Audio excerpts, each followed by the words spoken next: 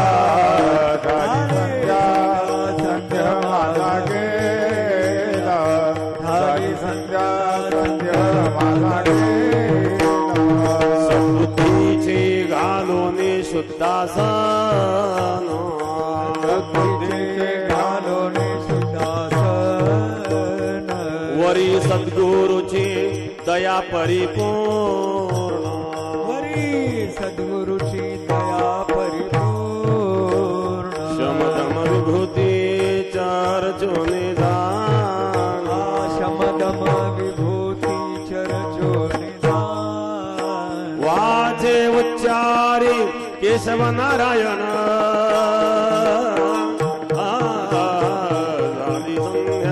संदेह माझा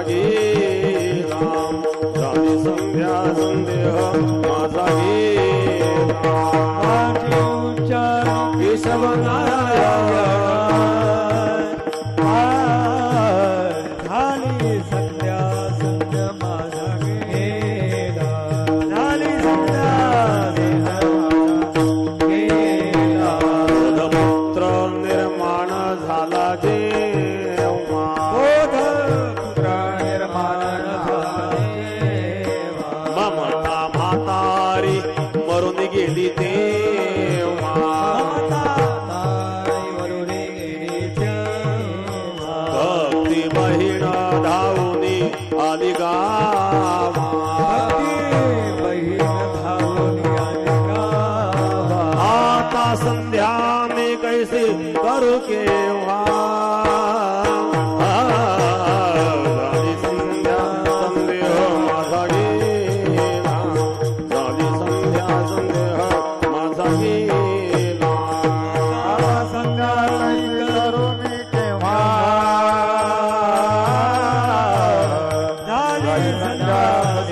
माझा गेला झाली संध्या माझा गेला आत्मा राम हृदय प्रगटला झाली संध्या संदेह माझा गेला झाली संध्या संदेह माझा गेला आत्मा राम हृदय प्रगटला झाली संध्या स्नेह माझा गेला झाली संध्या स्नेह माझा गेला तुझ कर्मे ते झाले ब्रह्मार्पण सज कर्मे ती झाली ब्रह्मार्पण जननो हे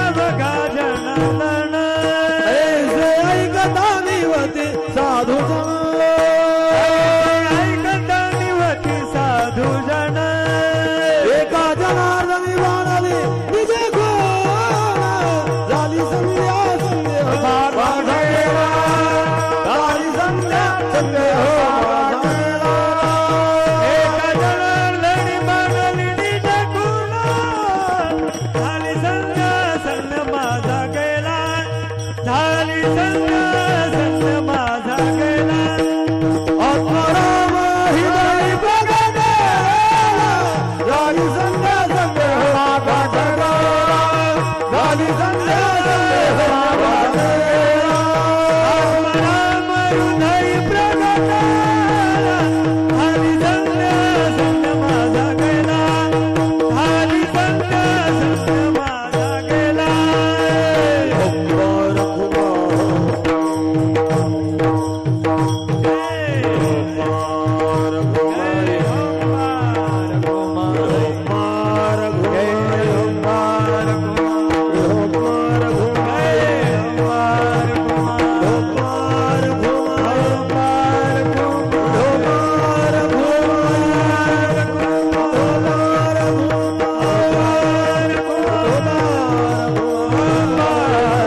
ओंकार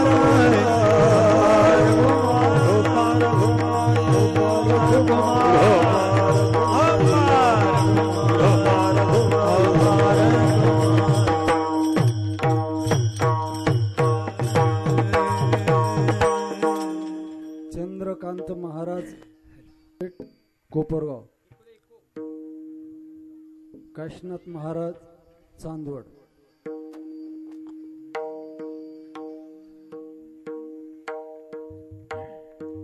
हेलो हेलो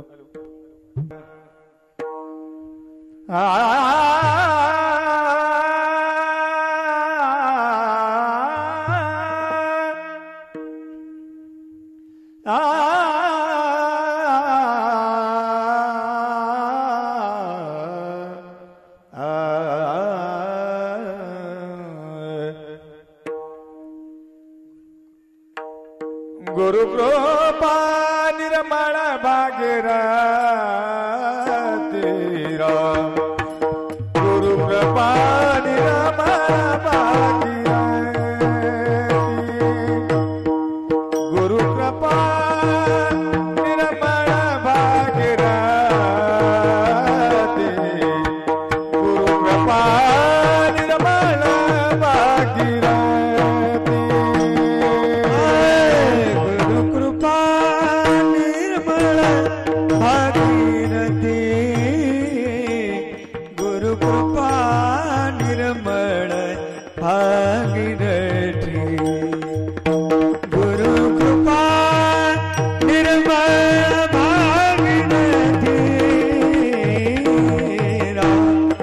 गुरु कृपा निर्मळ भागीरथी शांती दया यमुना सरस्वती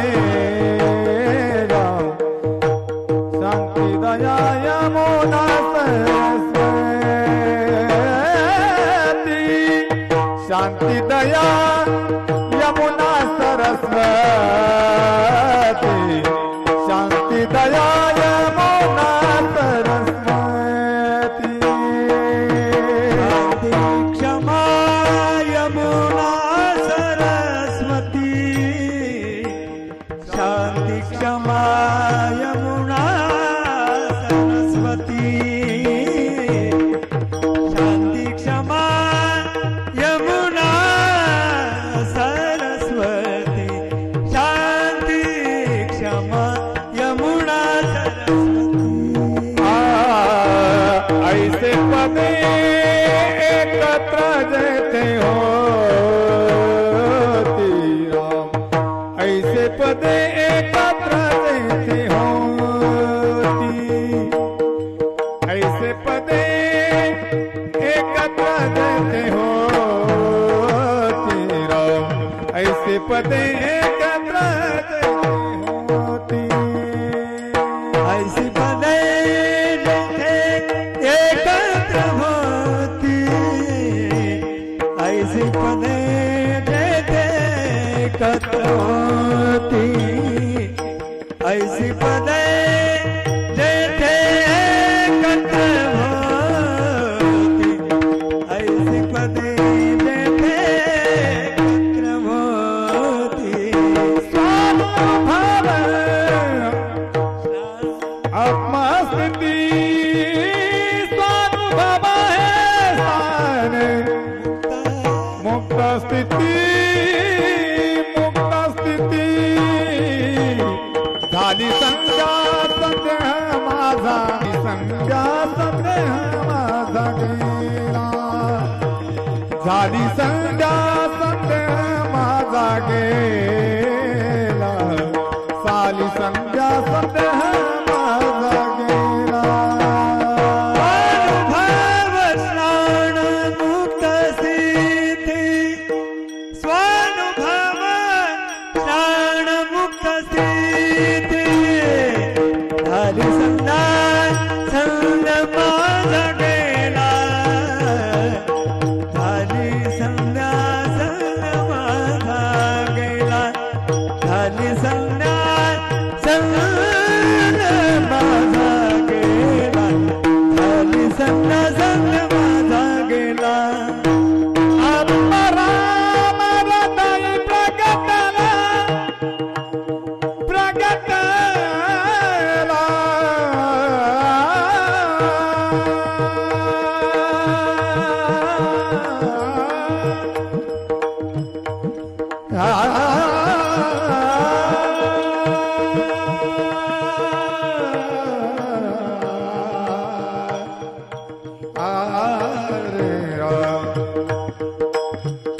आत्माराम हृदय प्रगट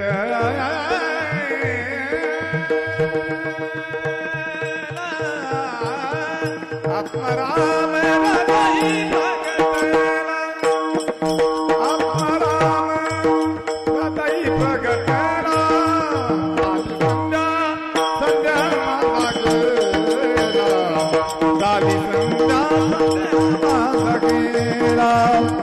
झाली संध्या संध्या माझा गेला झाली संध्या संध्या माझा गेला आत्माराम हृदय प्रगटला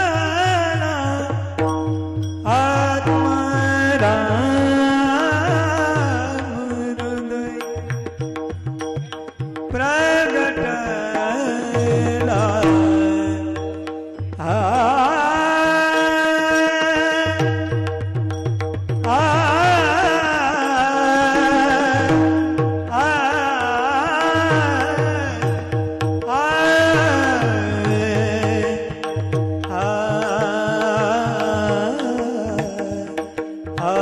आत्मराम हृदय प्रगटला आत्मराम आत्मराम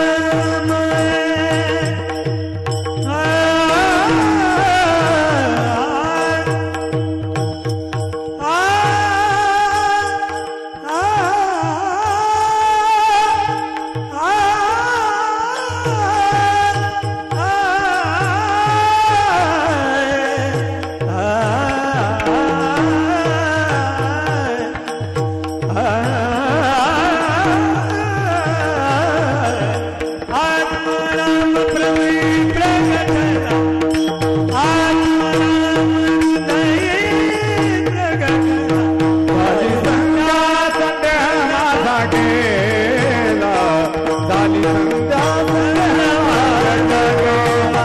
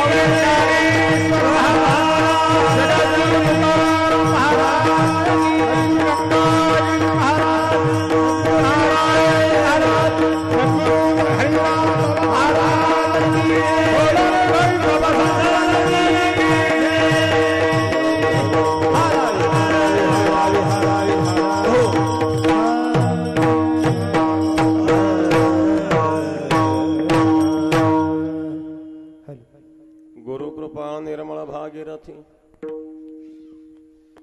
शांति क्षमा यमुना सरस्वती ऐसे पदे एकत्र जेथे होती स्वानुभव स्नान हे मुक्त स्थिति। थोड़ा आवाज मोकळा करा। झाली संध्या संदेह माझा गेला आत्माराम हृदय प्रगटला सद्बुद्धीचे घालून शुद्धासन वरी सद्गुरुची दया परिपूर्ण शमदम विभूती चर्चुनी जाण वाचे उच्चारी केशव नारायण। बोधपुत्र निर्माण झाला जेव्हा ममता म्हातारी मरून गेली तेव्हा भक्ती बहीण धावून आली गावा आता संध्या मी कैसी करू केव्हा। झाली संध्या संदेह माझा गेला आत्माराम हृदय प्रगटला सहज कर्मेती झाली ब्रह्मार्पण जन नोहे हा अवघा जनार्दन ऐसैकता निवती साधू जनेका जनार्दने बाणली निज खुण। झाली संध्या संदेह माझा गेला आत्माराम हृदय प्रगटला पांडुरंगा करो प्रथमान मन पांडुरंगा करो प्रथमान मन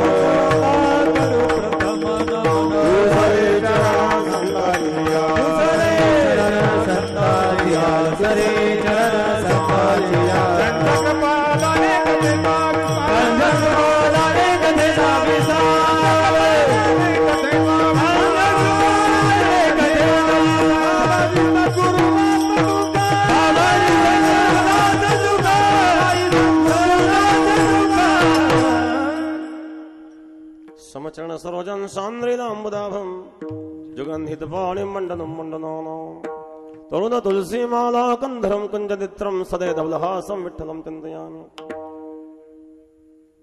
ओम नमो ज्ञानेश्वरा करुणाकरादयाळा तुमचा अनुग्रह लाधलो पावन झालो चराचरी।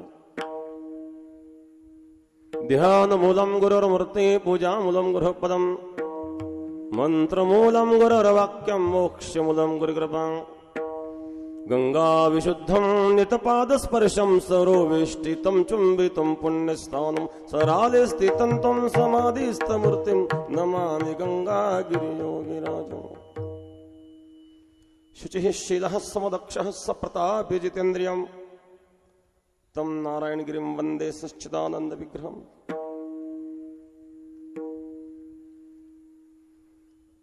परमश्रद्धेय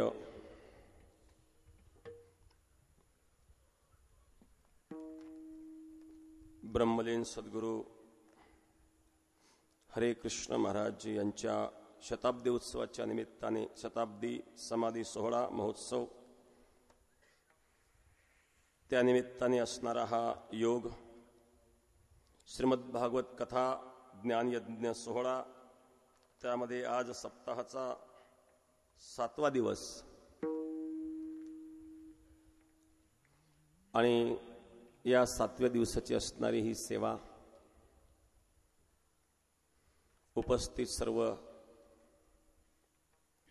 महाराज मंडळी सर्व गायनाचार्य मृदंगाचार्य ज्यांनी हा कार्यक्रम घडवून आणला परमश्रद्धे हरिभक्तपरायण सुजित महाराज थोड्या दिवसामध्ये आणि अशा प्रकारे हा एक प्रगतीचा वेग आणि स्थानाप्रती गुरुस्थानी असणारी त्यांची श्रद्धा आणि त्यांच्यावर विश्वास ठेवणारा हा परिसरातील समाज यामुळे हे सर्व काही हे घडू शकत आहेत. भव्य अशा प्रकारचा हा कार्यक्रम या ठिकाणी शताब्दी उत्सवाच्या निमित्ताने आयोजित केलेला आहे. या निमित्ताने असणारा हा योग सेवेकरता घेतलेला अभंग नाथ महाराजांचा आहे. पैठण निवासी शांती ब्रह्म संत एकनाथ महाराज सद्गुरूंच्या कृपेचं वर्णन महाराज या अभंगामध्ये करतात. गुरु महाराजांच्याच या शताब्दी उत्सवाच्या निमित्ताने असणारा हा योग आहे. सद्गुरु योगीराज गंगागिरी महाराज आणि योगीराज परमश्रद्धेय हरे कृष्ण महाराज हे दोन्ही योगी होते आणि गंगागिरी महाराजांचा सुद्धा या स्थानाशी संबंध आहे. पुणतांब्याला सद्गुरु गंगागिरी महाराजांचा सप्ताह होता अधिक मासामध्ये ज्येष्ठ अधिक इसवी सन 1896 इसवी सन 1896 मध्ये अधिक मास होता पुरुषोत्तम मास होता आणि त्या निमित्ताने सद्गुरु गंगागिरी महाराजांचा पुणतांब्याला सप्ताह होता आणि त्या सप्ताहाच्या ठिकाणी परमश्रद्धे योगीराज ब्रह्मलीन सद्गुरु श्री हरिकृष्ण महाराज आणि गंगागिरी महाराजांची भेट झालेली आहे. या दोन महापुरुषांची भेट पुणतांब्याला जवळजवळ 1896 मध्ये आज 2018 चालू आहेत ना हे 18 आणि ते 4 122 वर्षापूर्वीचा विषय आहे. गंगागिरी महाराज हे वयाने वडील होते कारण गंगागिरी महाराजांचा तो वृद्धापकाळ होता. जेव्हा बाबांची आणि गंगागिरी महाराजांची भेट झाली तेव्हा हरे कृष्ण बाबांचं वय होतं 28 वर्ष आणि गंगागिरी महाराजांचं वय होतं 82 वर्ष. गंगागिरी महाराज आपल्या जीवनामध्ये 88 वर्ष आणि त्यांनी व्यतीत केलेले आहेत. 88 वर्षापर्यंत वयाच्या 88व्या वर्षापर्यंत गंगागिरी महाराज परमार्थ करीत होते. गंगागिरी महाराजांचं 82 वय होतं आणि बाबांचं 28 वय होतं. गंगागिरी महाराजांचा आणि हरिकृष्ण बाबांचा हा वयाचा फरक आहे. तर असे दोन महापुरुष संत महापुरुषांच्या ठिकाणी वयाचा काही संबंध नसतो कारण काळाचा प्रभाव त्यांच्यावर नसतो. काळाचा प्रभाव शरीरावर असतो आणि शरीर हे कधीतरी नष्ट होणारच असतं. नवे नवे क्षणाला नष्ट होत असतं आणि म्हणून शरीराला महत्व तर संतांनी कधी दिलं नाही. आत्मसुखाची गोडिया विटे जो का सकळ विषया जयाचे ठाई इंद्रिया मानू नाही. आत्मसुखाच्या गोडीमध्ये रंगलेले महात्म्य असतात आणि म्हणून संत महापुरुष दिसायला जरी मनुष्यासारखे असले तरी ते मनुष्य नसतात. मनुष्य बुद्धीने संतांकडे पाहायचं नसतं. आणि म्हणून परमश्रद्धे हरिकृष्ण बाबा हे योगी होते आणि सद्गुरु गंगागिरी महाराज सुद्धा योगी होते. गोदावरीच्या उदरामध्ये 66 एकराचं एक बेट, गोदावरीचे 2 पात्र झाले आणि पुन्हा एक पात्र झालं, मध्ये 66 एकराचं बेट तयार झालेलं आहे. त्या बेटामध्ये सद्गुरु गंगागिरी महाराजांनी साधना केली एकांत म्हणून. कारण त्यावेळेला 12ही महिने गोदावरी गंगा वाहत असे, म्हणून गंगा ओलांडून कोणी येऊ शकत नव्हतं. हा एकांत, कारण योगेला एकांत प्रिय असतो. न चैंद्रस्य सुखम किंचित न सुखम चक्रवर्तीनाः सुखमस्ति विरक्तस्य मुनिरेकांत जीवना. काळ सारावा चिंतने, काळ सारावा चिंतने,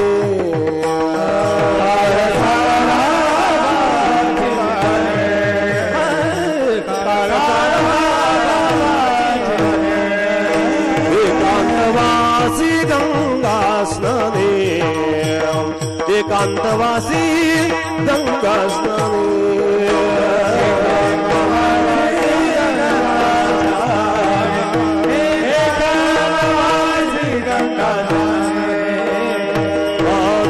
देवाच्या पूजने, देवाच्या पूजने,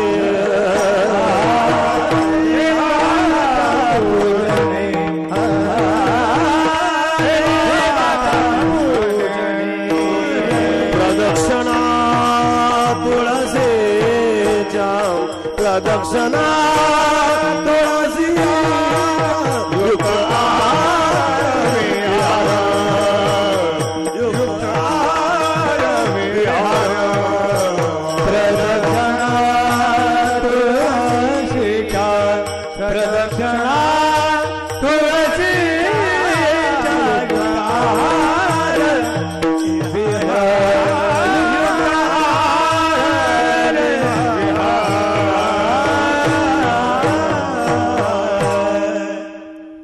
सारावा चिंतन एकांतवासी गंगास्नाने, देवाच्या पूजने प्रदक्षिणा तुळशीच्या. युक्तहार विहार नेमेंद्रियासी सार, नसावी बासर निद्रा बहुभाषण. महात्म्याचं जीवन कसं असावं? एकांत. आवडी विठ्ठल गायी एकांती अलभ्यतो येते लाभ घरा. एकांत हा साधका करिता आहे, एकांत हा भक्ता करता आहे, एकांत हा योग्या करता आहे. एकांत विषयी माणसा करता नाही. विषयी माणसाने एकांतात जाऊ नये, कारण विषयी मनुष्य एकांतात विषयाचं चिंतन करतो. मनुष्य एकांतात जेवढं विषयाचं चिंतन करतो तेवढं लोकांतात करीत नाही. एकांतात जेवढं पाप करतो तेवढं लोकांतात करीत नाही. मनाने जेवढं पाप करतो तेवढं शरीराने करीत नाही. म्हणून विषयी माणसा करता एकांत वर्ज्य आहे, एकांत साधका करता आहे, एकांत योग्या करता आहे. आमचे संत महापुरुष एकांतात. संत एकांती बैसले, सर्व सिद्धांत शोधिले.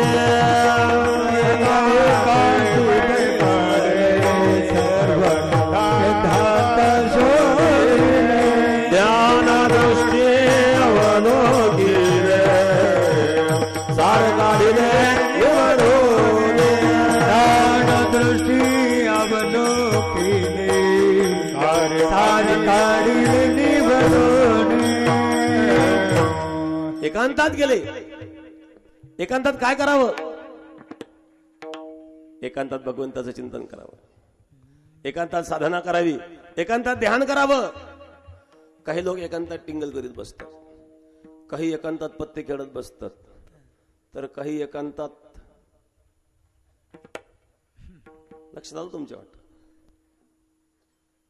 बम बम भोले टेकडी वाले कैलास के राजा, चिदम भरले ताजा ताजा दम लगाने आजा. एकदा आम्हाला एक मनुष्य भेटला हरियाणामध्ये. कुरुक्षेत्रावर रेल्वे स्टेशनवर उतरलो आणि पुढे शेरध्याला जायचं होतं. कुरुक्षेत्रापासून 40 किलोमीटरवर शेरधा म्हणून गाव आहे, तिथे गुरुबंधू राहतात, त्यांना भेटायला जायचं होतं. झेलमने रात्री 2 वाजता उतरलो, दुसरं काही पर्याय नव्हता. रात्री तिथं विश्रांती केली. पहाटे 5 वाजता आणि थोडं फ्रेश झालो आणि 6 वाजता बस होती. तिथून 2 किलोमीटर अंतरावर बस स्टँड होतं. रेल्वे स्टेशनवरून बस स्टँडवर आणि पायी चाललो होतो. 5:30ची वेळ असेल, 6ला बस होती. एक मनुष्य आला, महाराज महाराज रुको रुको. म्हटलं इथं कोण परिचित भेटलाय? रुको रुको. अरे भाई गाड़ी चली जाएगी, बस चली जाएगी. क्या डरते हो महाराज जी, आप साधु होते हुए भी चिंता करते हो. हम तो गृहस्थी होते हुए चिंता नहीं करते, अब साधु चिंता करते. गाड़ी चली जाएगी, दूसरी तो बाद में आएगी, आप क्या चिंता कर रहे हो? बैठो बैठो. म्हटलं माणूस कोण आहे, ओळख नाही, परिचय नाही. त्याने बळजबरीने खाली बसवलं. बसवल्यानंतर भगवे कपडे पाहिले, म्हणजे निकालो. क्या निकालो? मुझे निकालो. तो सांगितलं भाई आप गलत जगह पे आ गए हो, यही ये नहीं है. एकांतात काय करावं? कबीर महाराज सांगतात, बंदे हुशार रहना बे साहेब राजी रखना बे. बंदे हुशार रहना बे साहिब राजी रखना बे. बंदे हुशार रहना बे साहेब राजी रखना बे. बंदे हुशार रहना बे साहिब राजी रखना बे. दारू गांजा मत पियो यारो, अक्कल गुंग हो जाती है. दारू गांजा मत पियारो, अक्ल गुंग हो जाती है. दारू गांजा मत पियो यारो, अक्कल गुंग हो जाती है. दारू गांजा मत पियारो, अक्ल गुंग हो जाती है. अपन पलों का दाम खर्च कर, अपन पलों का दाम खर्च कर, मुंह में मिट्टी आती. बंदे हुशार रहना बे साहिब राजी रखना बे. बंदे हुशार रहना बे साहिब राजी रखना है. बंदे हुशार रहना बे साहिब राजी रखना है. दारू गांजा मत पियो यारो, अक्कल गुंग हो जाती है. अपने पलों का दाम खर्च कर, मुंह में मिट्टी आती है. एकांतात काय करावं? एकांत साधका करता असतो. आणि म्हणून संत एकांती बैसले. अशा प्रकारे. पण ध्यान लागतं का हो? ध्यान लागण्याकरता चित्तशुद्धी असावी. जितासनो जितश्वासो जितसंगो जितेंद्रिया. 4 गोष्टींवर विजय पाहिजे. जितासनो जितासनो जितश्वासो जितसंगो जितेंद्रिया. आसनावर विजय. जितासनो.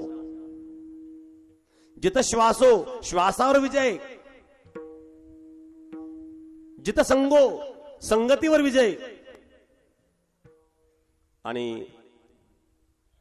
जितासनो जितश्वासो जितसंगो जितेंद्रिया, इंद्रियांवर विजय. या 4 गोष्टींवर विजय मिळवल्याशिवाय साधना घडत नाही, चिंतन घडत नाही, एकाग्रता साधत नाही. आणि म्हणून हे सर्व काही घडण्याकरता सद्गुरूंच्या कृपेची आवश्यकता असते. वेदांत शास्त्रामध्ये मल विक्षेप आवरण 3 दोष सांगितलेले आहेत. मल आणि विक्षेप हे 2 दोष आपल्या स्वतःच्या कर्तृत्वाने नष्ट करायचे असतात. आवरण दोष गुरु नष्ट करतात. मल विक्षेप नष्ट झाल्याशिवाय आवरण नष्ट होऊ शकत नाही. मल विक्षेप नष्ट झाल्याशिवाय अधिकार प्राप्त होत नाही. ज्याप्रमाणे शिष्याला सद्गुरूची इच्छा असते, त्याप्रमाणे सद्गुरूला सुद्धा सत्शिष्याची अपेक्षा असते. कारण योग्य गुरु प्राप्त होणं हे जसं शिष्याचं भाग्य असतं, तसं योग्य शिष्य प्राप्त होणं हे गुरुचं सुद्धा भाग्यच असतं बरं का. योग्य शिष्य मिळतात असं नाहीये. योग्य शिष्य ज्या वेळेला आणि त्या परंपरेमध्ये येतो, तेव्हा त्या परंपरेमध्ये काय परिवर्तन होतं हे आपण आता डोळ्याने पाहत आहात.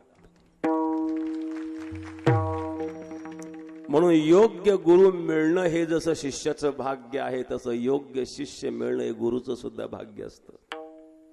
सगळ्याच गुरूंच्या भाग्यात योग्य शिष्य नसतात. आणि म्हणून शिष्य बनण्याकरता अंतःकरणाची अशा प्रकारची स्थिती असावी. सद्गुरूची शरणांगती पत्करावी. गुरो निर्मला शांत साधो मितभाषिण कामक्रोध विनिर्मुक्ता सदाचारी जितेंद्रिया. गुरुची लक्षणं सांगितली. गुरु निर्मला शांत साधो मितभाषिण, जो अंतःकरणाने निर्मल आहे, वृत्तीने शांत आहे, मितभाषी आहे, कामक्रोध विनिर्मुक्त, कामक्रोधावर ज्याने विजय मिळवलेला आहे, जो सदाचारी आहे, जितेंद्रिय आहे, अशा सद्गुरूला शरण जावं. तद्विद्धि प्रणिपातेन परिप्रश्नेन सेवया उपदेक्षन्ते ते ज्ञानम ज्ञानेन तत्वदर्शिनः. सद्गुरूंच्या कृपेचं वर्णन या ठिकाणी नाथ महाराज करतायत की माझ्यावर माझ्या गुरूंची कृपा झाली. गुरुची कृपा सर्वांवर असते. माझे ज्ञानेश्वर महाराज आणि ज्ञानेश्वरीमध्ये सद्गुरूंचं वर्णन करताना आणि अशा प्रकारे सुंदर अशा प्रकारचं विवेचन करतात. जय जय ओ शुद्धे उदारे प्रसिद्धे अनवर्त आनंदे वर्ष दिये. अनवर्त आनंदाचा वर्षाव, अनवर्त कृपेचा वर्षाव करणारी सद्गुरू माऊली आहे. परंतु धारण करण्याकरता आपण पात्र योग्य असावं. एक महात्मा होते, संत होते. काही विद्यार्थी विद्याध्ययन करण्याकरता त्या संत महापुरुषांकडे गेले. 3 विद्यार्थी होते, समोर बसले. महाराज, ब्रह्मविद्या प्राप्त करण्याकरिता आम्ही आपल्याकडे आलेलो आहोत. ज्ञान अनाधिकाऱ्याला देऊ नये. अनाधिकाऱ्याला ज्ञान दिलं तर अनाधिकारी ज्ञानाचा दुरुपयोग करतो. समोर तिघे बसले. एकाला प्रश्न विचारला, बाळ डोळ्याचं कानाचं अंतर किती? म्हणले, महाराज डोळ्याचं कानात 4 बोटाचं अंतर आहे. म्हणे घरी जा, तुला आश्रमात राहता येणार नाही. दुसऱ्या विद्यार्थ्याला विचारलं, डोळ्याचं कानाचं अंतर किती? सांगितलं डोळ्याचं कानाचं अंतर बरंच आहे. बरंच म्हणजे सांगितलं डोळ्याने पाहिलेलं सत्य असतं, कानाने ऐकलेलं असत्य असू शकतं. कधी कधी कानाला खोट्या बातम्या येतात ना हो. कानावर विश्वास ठेवला तर फसण्याची शक्यता असते. म्हणजे प्रत्यक्ष डोळ्याने पाहिले त्याला असत्य तर म्हणता येणार नाही, कारण ते प्रत्यक्ष पाहिलंय. सांगितलं उदाहरण, अनेक उदाहरणं सांगता येतील पुराणातील. त्यांनी महाभारतातलं उदाहरण सांगितलं. कौरव पांडवांचं युद्ध चालू असताना द्रोणाचार्यांचा पुत्र अश्वत्थामा न मारता अश्वत्थामा नावाचा हत्ती भीमाने मारला. परंतु अश्वत्थामा मेला म्हणून मोठ्या मोठ्याने भीम गर्जना करू लागला. हे शब्द जेव्हा द्रोणाचार्यांच्या कानावर गेले, द्रोणाचार्यांनी धर्मराजाला विचारलं, धर्मा अश्वत्थामा मेला का? धर्मराज म्हणले, हो, परंतु नरवा कुंजरो असा शब्द धर्मराजाने उच्चारला. इथे एक प्रसंग सांगतो. नर शब्द जेव्हा धर्मराजाने उच्चारला, तो शब्द द्रोणाचार्यांनी ऐकला. आणि पुढचा कुंजर शब्द जेव्हा धर्मराजाने उच्चारला, तेव्हा भगवान कृष्णाने शंख वाजवला. खेळ तो येण्याची खेळावा. त्याच्यासारखा खेळी कोणी नाही, त्याच्यासारखा राजकारणी कोणी नाही. राजकारण शिकायचं असेल कृष्णचरित्र अभ्यासावं. द्रोणाचार्यांच्या कानावर फक्त नर शब्द गेला. कुंजर शब्द उच्चारताना भगवंतांनी शंख वाजवल्यामुळे तो शब्द द्रोणाचार्यांनी ऐकला नाही. आणि द्रोणाचार्य खाली बसले, हताश झाले. मुलगा गेला, आता युद्धाला काय महत्व आहे? ध्यान लावलं. तेवढ्यामध्ये भगवंताने दृष्टद्युम्नाला खुणवलं आणि द्रोणाचार्यांचा शिरच्छेद केला. म्हणजे महाराज कानाने धोका दिला. अश्वत्थामा नावाचा द्रोणाचार्यांचा पुत्र मेलेला नव्हता. अश्वत्थामा नावाचा हत्ती मेलेला होता. हे जर द्रोणाचार्यांनी प्रत्यक्ष डोळ्याने पाहिलं असतं तर हा अनर्थ घडला नसता. म्हणजेच याचा अर्थ डोळ्याने पाहिलेलं सत्य असतं, कानाने ऐकलेलं असत्य असू शकतं. हे डोळ्याचं आणि कानाचं अंतर आहे. त्याचं ठीक आहे, इतर हा सेवा कर. जे ज्ञानाचा गोठा ते सेवा हा दारवंठा. जो स्वाधीन करी सुबटा ओळगोनी. सेवा हे ज्ञानाचं द्वार आहे.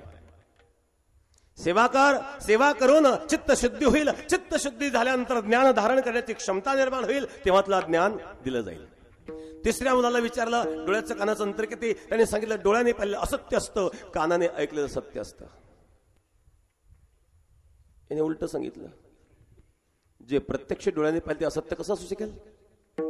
म्हणजे उदाहरण अनेक उदाहरणं देता येतील. पहिलं उदाहरण दिलं, दोरीवर सर्पाचा भात झाला. सर्प नाही मग दिसला कसा? डोळ्याने खरं ज्ञान दिलं का? मंदांधकारामध्ये दोरी पाहिली, पण दोरीचे यथार्थ ज्ञान न झाल्यामुळं, अंतकळा सर्पाचे संस्कार असल्यामुळं त्याला दोरीवर सर्पाचा भात झाला. तो घाबरला, घाम फुटला. कोणीतरी बॅटरी घेऊन, कुठे सर्प बॅटरी लावून पाहतो तर दोरी. मग जो सर्प नाही तो दिसला कसा, डोळ्याने खरं ज्ञान दिलं का, डोळ्यावर माझा विश्वास नाही. दुसरं उदाहरण सांगितलं, शुक्ती रजता. शिंपल्याच्या ठिकाणी चांदीचा भास होतो, चांदी नाही मग दिसली कशी. स्थान पुरुष, एखादं वाळलेलं झाड असेल त्याचं खोड उभं असतं. रात्री जर प्रवास करताना पाहिलं कोणीतरी माणूस आहे असं वाटतं, जवळ जाऊन पाहतो झाडाचं खोड आहे, मग माणूस दिसला कसा. रेल्वेने प्रवास करतो, बसने प्रवास करतो, आपण खिडकीतून जेव्हा डोकावून पाहतो पाठीमागं वृक्ष पळताना दिसतात. वृक्ष पळतात का हो? वृक्ष तर जागेवरच आहे, मग पळताना दिसतात कसे? डोळ्याने पाहिलेलं सत्य नाही, पण कानाने ऐकलेलं सत्य आहे. कारण भगवंताने अर्जुनाला गीता सांगितली, अर्जुनाने ते कानाने श्रवण केले.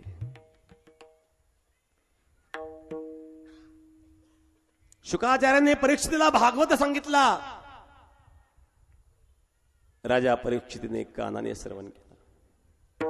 सर्वेंद्रियाणाम श्रवण प्रधानम श्रवण करीता उद्धरती श्रवण करीता उद्धरती श्रवण करीता उद्धरती श्रवण करीता.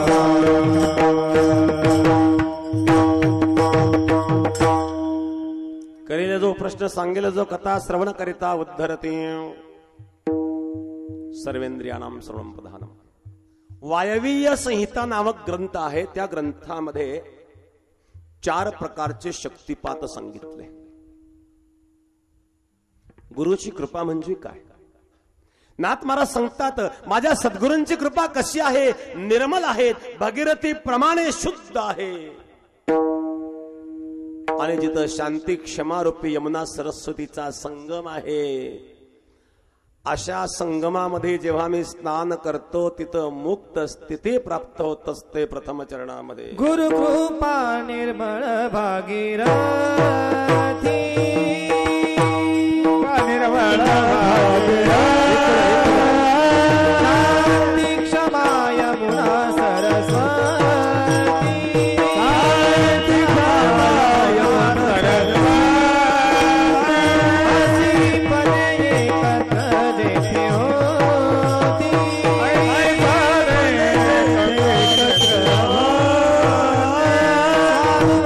स्थान हे मुक्त स्थिती स्वानुभव स्थान मुक्त स्थिती स्वानुभव स्थान हे मुक्त स्थिती स्वानुभव स्थान हे मुक्त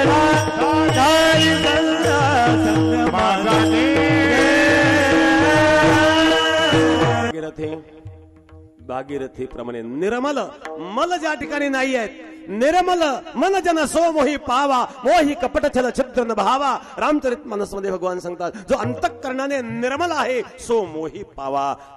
निर्मल बनावं लागतं भगवंताकडे जाण्याकरता. मोही कपट छल छिद्र न भावा. गुरुकृपा निर्मल भागीरथी शांती क्षमा यमुना सरस्वती. शांती क्षमा रूपी यमुना सरस्वती. बघा, त्रिवेणी संगमामध्ये जसं गंगा यमुना सरस्वती त्रिवेणी संगम आहे. त्रिवेणी संगमामध्ये गंगा आणि यमुना प्रगट आहे, सरस्वती गुप्त आहे. जिथं 2 प्रगट आणि 1 गुप्त असतं त्याला वेणी म्हणतात. त्रिवेणी. त्रिवेणीचा अर्थ असा आहे, आमच्या माता भगिनी जेव्हा वेणी विणतात, वेणीचे पदर किती असतात? 3. पण विणल्यानंतर 2च दिसतात. 1 कुठे गेला? 1 गुप्त. विणताना 3 आहेत, विणल्यानंतर पाहिलं तर 2च दिसतात. म्हणजे प्रत्यक्ष 3 आहे, 1 गुप्त आहे. त्याला वेणी ही संज्ञा दिली जाते. म्हणून त्रिवेणी संगम म्हणतात. इथं सुद्धा शांती क्षमा दया गुप्त आहे नाव. ऐसी पदे एकत्र जेती होती दया क्षमा शांती तेथे देवाची वसती. मग शांती क्षमा दया जिथं आहे तिथं काय स्वानुभव, स्व अनुभव, आत्म अनुभव. मनोबुद्ध्यंकार चित्तानि नाहं न च क्षोत्र जिह्वे न च घ्राण नेत्र न च व्योम भूमिर्न तेजो न वायु चिदानंद रूप शिवोहम शिवोहम.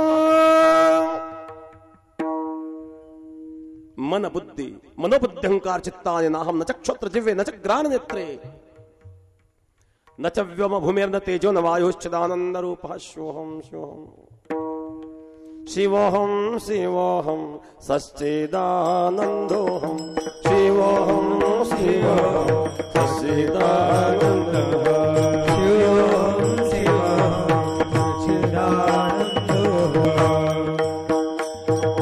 शिवोहम शिवोहम सच्चिदानंदोहम शिवोहम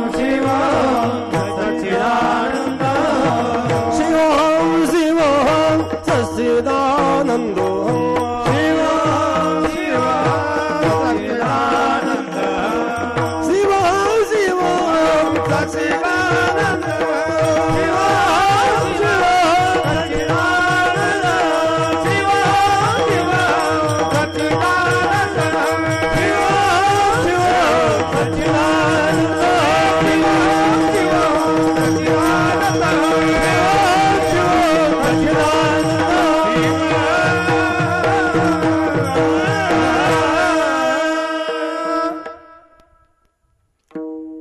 निर्विकल्पो निराकार रूपो विभुर्व्याप्य सर्वत्र सर्वेन्द्रियाणां सदा मे समत्वं मुक्तिर्बन्धः चिदानंद रूपः शिवोहम शिवोहम.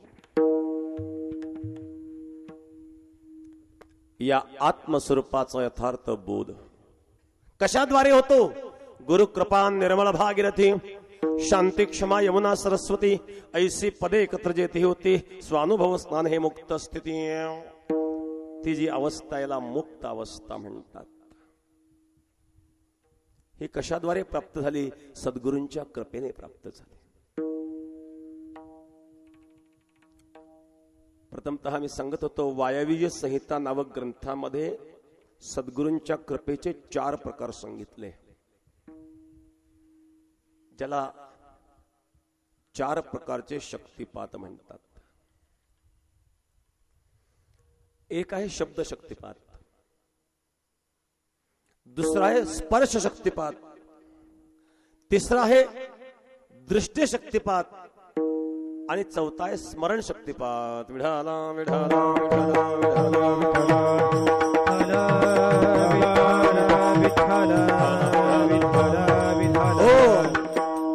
शब्द शक्तिपात.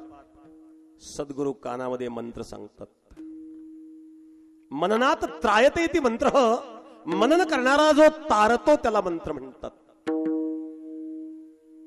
काय आकाशी गुरुपदेशी तारक मंत्र दिला आम्हासी, बाप रखमा देवरासी ध्यान मानसी लागले. जीवाला तारणारा मंत्र असतो जो कानात सांगितला जातो. सर्वेंद्रियाणाम श्रवणम प्रधानम. सर्वेंद्रियांमध्ये श्रवणेंद्रिय श्रेष्ठ आहे. म्हणून ज्याचे कान मोठे असतात तो विद्वान असतो बर का. एकमेकाचे कान इथं तपासून पाहू नका. आमच्या गणपती बाप्पाचे बघा किती मोठे कान आहे. कारण गणेश बुद्धीची देवता आहे. देवा तुझे गणेश सकलमती प्रकाशू म्हणे निवृत्तीदास अवधारी जोजी. बुद्धीची देवता आहेत कारण मोठे कान आहेत. माणसाने मोठ्या कानाचं असावं, हलक्या कानाचं असू नये. काही लोक हलक्या कानाचे असतात. याचा अर्थ असा आहे ज्याचं श्रवण व्यापक आहे तो विद्वान होतो. आणि म्हणून एक आहे शब्द शक्तिपात. उपदेश केला, उपदेशाद्वारे जीवनामध्ये परिवर्तन झालं, हा शब्द शक्तिपात आहेत. कानात मंत्र झाला दिला. माझे ज्ञानेश्वर महाराज वर्णन करतात. इवलेसे रोप लाविले द्वारी, इवलेसे रोप लाविले द्वारी, इवलेसे रोप लाविले द्वारी, रोप लाविले द्वारी. आता वेणू गेला गगनावरी, आता वेणू गेला गगनावरी, आता वेणू गेला गगनावरी. याचा अर्थ लोक वेगळा करतात. इवलेसे रोप लाविले द्वारी त्याचा वेलू गेला गगनारी या शब्दाचा अर्थ काय? इवलस म्हणजे छोटस, छोटस म्हणजे लहानापेक्षा लहान, त्याला इवलस म्हणतात. उलूस इवलस. बघा माऊलींच्या वाङ्मयामध्ये 56 मासेचा केला असे गौरव आहेत. इथं इवलस म्हणजे उलूस छोटस नामरूपी रोप. या देहरूपी घराच्या कर्णरूपी द्वारात नामरूपी रोप लावलं. हा एक बंगला आहे. कबीर महाराजांनी याला बंगल्याचं रूपक केलं बरं का. बंगला अजब बनाया बे अंदर नारायण बोले, अजब बनाया बे अंदर नारायण, बंगला अजब बनाया बे अंदर नारायण बोले, अजब बनाया बे अंदर नारायण. इस बंगले में 9 दरवाजे, बीच में पवन का खंबा, इस बंगले में 9 दरवाजे, बीच में पवन का खंबा, इस बंगले में 9 दरवाजे, बीच में पवन का खंबा, इस बंगले में आवत जावत कछ नहीं लागत, आवत जावत कछ नहीं लागत, यही बड़ा अचंबा बंगला अजब बनाया रे अंदर नारायण बोले, बंगला अजब बनाया रे अंदर नारायण बोले, बंगला अजब बनाया रे अंदर नारायण बोले, अजब बनाया रे अंदर नारायण बोले. इस बंगले में 9 दरवाजे, बीच में पवन का खंबा. एका कॉलमवर ही बिल्डिंग उभी आहे. पवन का खंबा, श्वास रूपी कॉलम. श्वास बंद पडला की बिल्डिंग कोसळली. 9 द्वारे पुरे देही, 9 द्वारांचा असणारा हा नरदेह. डोळ्याचे 2, कानाचे 2, नाकाचे 2 झाले 6, मुखाचे 1 7 आणि मलमूत्र विसर्जनाची 2 असे 9 दरवाजांचा हा बंगला आहे. आणि श्वास रूपी कॉलमवर उभा आहे. बीच में पवन का खंबा.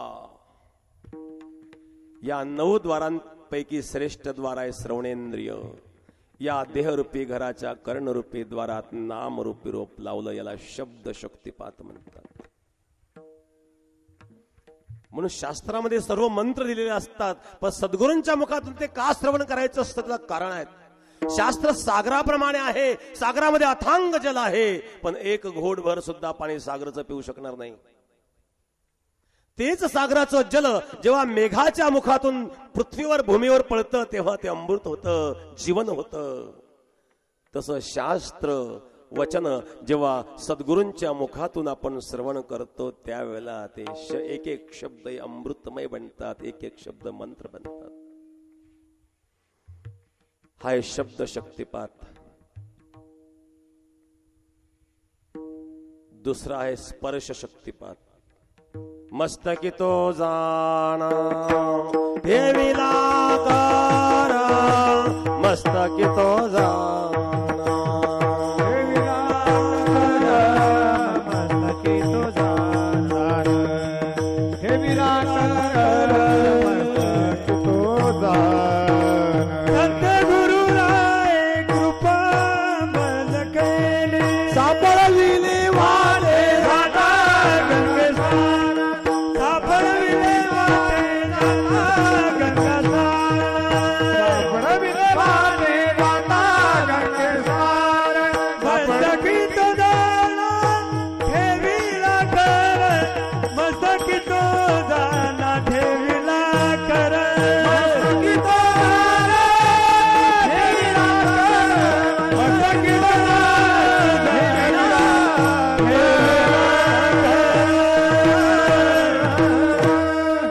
सापडविले वाटे जाता गंगा स्नान. महाराज सांगतात मी गंगा स्नानाला चाललो आणि मला सापडवलं, गाठलं. आओ बेटा मेरा चला बन जाओ. मस्तकी तो जाना ठेविला कर, मस्तकावर हात ठेवला, निकालो दक्षिणा. भोजना वागती तू पावशेर. फुकट नाही आशीर्वाद. आशीर्वाद फुकट कसं का असेल? मस्तकावर हात ठेवल्याबरोबर निकालो दक्षिणा. काय दक्षिणा मागितली? भोजना मागती तूप पावशेर. इथं पावशेर तूप का मागितलं? शेरभर का नाही? अर्धा शेर का नाही? इथं पावशेर तुपाचा अर्थ आहे चित्त. असा कसा काय अर्थ तुम्ही केला? अंतःकरण चतुष्टय. शास्त्राने अंतःकरणाचे 4 भाग केले. आपल्या या इंद्रियांमध्ये आणि सत्वगुणाने युक्त अंतःकरण आहेत. बाकीची इंद्रिय रजतमय मिश्रित आहेत. सत्वगुणाने युक्त अंतःकरण आहेत. सर्वात श्रेष्ठ अंतःकरण आहेत. आणि दुधाचं सार तूप आहे. दुधाचं दही केलं, दह्याचं मंथन केलं, लोणी निघालं, कढवलं, तूप झालं. आता तुपापासून पदार्थ तयार करता येतील, परंतु प्रक्रिया संपल्या. दुधाची शेवटची प्रक्रिया म्हणजे तूप आहे. तसं या शरीराची इंद्रियांची शेवटची प्रक्रिया म्हणजे अंतःकरण आहे. हे अंतःकरण दुधाच्या स्थानी आहे, तुपाच्या स्थानी अंतःकरण, आणि याचा 1/4 म्हणजे चित्त. मन, बुद्धी, चित्त, अहंकार हे अंतःकरणाचे 4 भाग शास्त्रकारांनी केले. महाराज मला चित्त दे. झाले एक चित्त तरी बाहोता, देवा कारणे भावत स्माता, देवा कारणे भावत स्माता, द्यावे न लगे फार सेवित, द्यावे न लगे फार सेवित. देवा कारणे भावत स्माता, देवा कारणे भावत स्माता, द्यावे न लगे फार सेवित, द्यावे न लगे फार सेवित. झाले एक चित्त तरी होता, एवढ्या साथी नका करू आता, साथी नका करू आता. हरे राम कृष्ण, हरे राम कृष्ण, वासुदेव नागवित श्री जना, वासुदेव नागवित श्री जना.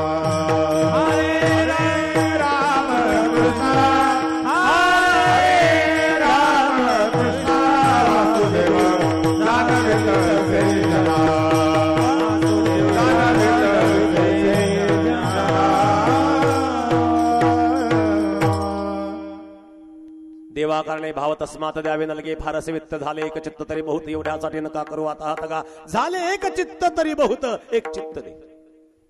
शरीरात पाहिजे पित्त, संसारात पाहिजे वित्त, आणि परमार्थात पाहिजे चित्त. चित्त नसेल तर परमार्थ कसा कळेल बरं. आणि म्हणून या ठिकाणी भोजनामागती तूप पावशेर, पावशेर तूप मागितलं, याचा अर्थ चित्त दे. चित्ताची दक्षिणा मागितली, पैशाची नाही. मस्तकावर हात ठेवला, निकाल दक्षिणा, भोजना मागती तूप पावशेर. मस्तकावर हात ठेवला, याला स्पर्श शक्तिपात म्हणतात. स्पर्शामध्ये सुद्धा शक्ती असते बर का. इलेक्ट्रिक तारेला हात लावून पहा बरं, ते म्हणणार नाही पहिला गुन्हा माफ. इलेक्ट्रिक तारेला जो चिकटला त्याला हात लावून पहा बरं. प्रत्येक जण जो हात लाईल तो चिकटतच राहतो. तसा संत महापुरुषांजवळ थोडा पॉवरफुल मोठं सबस्टेशन आहे. जो चिकटला तो कायमचा चिकटला. याला स्पर्श शक्तिपात म्हणतात. विंचावर पाय पडला, काय करेल तो? जाणून पाय द्या, नकळत पाय द्या, तो नांगी मारणार. तो विंचू म्हणणार नाही कीर्तनकार महाराज यांना खालून गुदगुल्या करा. विंचू गुदगुल्या करीत नसतो, त्याची शक्ती तो दाखवूनच देतो. विंचवाच्या स्पर्शाने काय घडलं? संत महापुरुषांचा जेव्हा स्पर्श होतो, आलिंगने संतांची या, आलिंगने संतांची या, आलिंगने संतांची या, दिव्य झाली माझी काया, दिव्य झाली माझी काया, दिव्य झाली माझी काया, दिव्य झाली माझी काया. मस्तक हे पाया, मस्तक हे पाया, मस्तक हे पाया, मस्तक हे पाया. वरी त्याच्या देवी वरी त्याच्या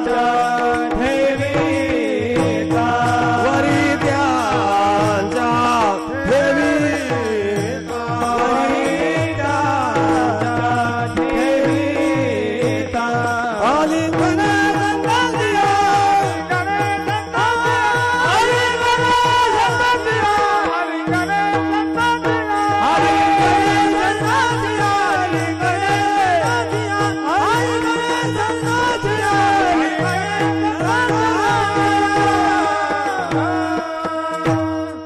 आलिंगने संतांची या दिव्य झाली माझी काया, मस्तक हे पायावरी त्यांच्या स्पर्श शक्तिपात.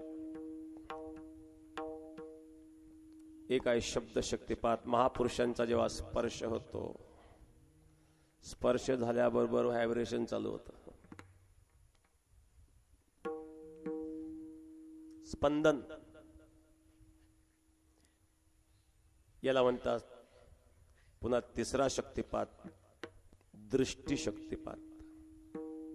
कृपा दृष्टीने पाहिलं, विषय व्याडे मिठी दिधले दुठी ताटे, ते तुझे कृपा दृष्टी निर्विष होय. विषय रूपी सर्पाने मिठी मारलेली आहेत. या विषयाचं जे विष भिनलेलं आहे, महाराज सांगतात ते तुझी या गुरुकृपा दृष्टी निर्विष होय. विषयाचं विष ज्या गुरुच्या कृपेच्या दृष्टीने निर्विष होतं, विषय मनुष्य निर्विषय बनतो. ही शक्ती ज्या दृष्टीमध्ये आहे त्याला दृष्टी शक्तिपात म्हणतात. लहान मुलं रडत होतं, खूपच रडायला लागलं. डॉक्टरांकडे नेलं, गोळ्या दिल्या, इंजेक्शन दिलं, तरी रडायचं काही थांबेना. परत घेऊन आली मुलाला. सासूबाई म्हणले कशाला दवाखान्यात नेलं होतं? म्हणले काय झालं? किती वेळची ती शेजारी टका पाहत होती. दृष्ट काढ. दृष्ट काढल्याबरोबर पोरग हसायला लागलं. शेजारणीच्या दृष्टीचा जर मुलावर एवढा परिणाम होतो तर हे तर संतांची दृष्टी आहे. संतांच्या दृष्टीमध्ये तर अमृताचा वर्षाव आहे. बघा काही लोकांची दृष्टी काय, ते स्वयंपाक चालू असेल, जर का त्यांनी डोकावून पाहिलं तर किती जाळ लावा, डाळ शिजायचीच नाही. बघा काय दृष्टी. एखाद्याची चांगली दूध देणारी गाय असेल, जर का त्यांनी डोकावून पाहिलं दुसऱ्या दिवशी आटलीच. एखादा तमोगुणी माणसाच्या दृष्टीचा जर एवढा परिणाम होऊ शकतो तर संतांच्या दृष्टीत तर अमृत आहे. आणि म्हणून विषय व्याळे मिठी दिधली दुटी ताटी, ते तुझे गुरुकृपा दृष्टी निर्विष होय. विषयाचं विष नष्ट करणारी ही दृष्टी आहे. कासव नावाचा प्राणी बघा, त्या कासवीला पिलांना पाजण्याकरता स्तन नसतात. कासवी कृपा दृष्टीने पिलांकडे पाहते आणि पाहिल्या बरोबर पिलांचं पोट भरतं. कासवी सारखा एखादा क्षुद्र प्राणी जर दृष्टीद्वारे आपल्या पिलांचं पोट आणि भरण्याचं कार्य त्या दृष्टीद्वारे होत असेल तर सद्गुरूची अवस्था तर फार उंच आहे. ही दृष्टी आहेत. कृपा कटाक्षाने आहाळीले, आपुले पादी बैसळीले, बाप रखुमादेवी वरून विठ्ठल, रखुमादेवी वरून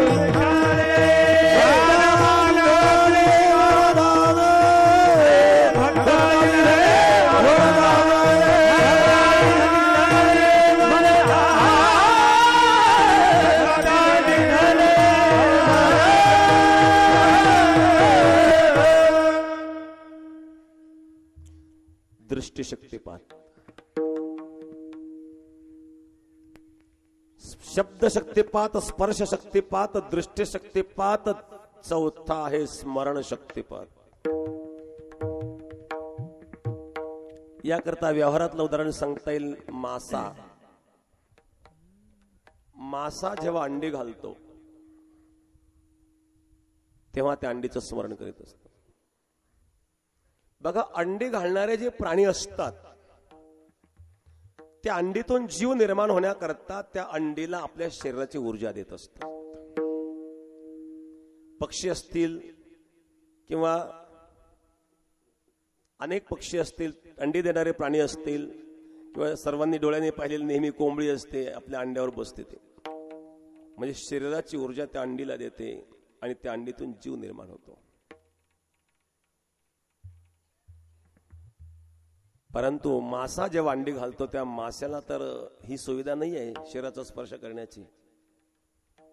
तर भगवंताने एक शक्ती माशाला अशी दिलेली आहे की मासा त्या अंडीचं स्मरण करतो.